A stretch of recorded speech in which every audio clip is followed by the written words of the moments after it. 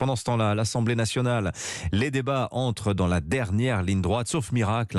Les députés n'iront pas au bout de l'examen du texte. Demain soir, minuit, c'est la limite fixée pour l'examen en première lecture. Il reste encore 11 000 amendements à discuter sur l'ensemble du projet. Les chances d'examiner l'article 7 sur le recul à 64 ans sont infimes.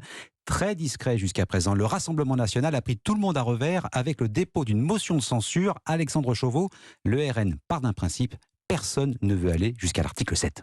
Oui, et Marine Le Pen parle même d'un référendum. Sa théorie, c'est qu'aucun groupe politique ne souhaite aller jusqu'au vote. Les Républicains pour ne pas afficher leur soutien au gouvernement, la NUPES pour pouvoir accuser l'exécutif de passage en force et Renaissance par crainte d'un rejet du texte. Alors c'est un coup politique tenté par Marine Le Pen, même si celui-ci n'a quasiment aucune chance d'aboutir. Gauche et droite ont en effet chacune indiqué qu'elle ne voterait pas cette motion. Olivier Marleix des Républicains dénonce un coup de communication. La majorité parle d'un artifice alors que la gauche accuse à son tour le RN de vouloir ralentir les débats.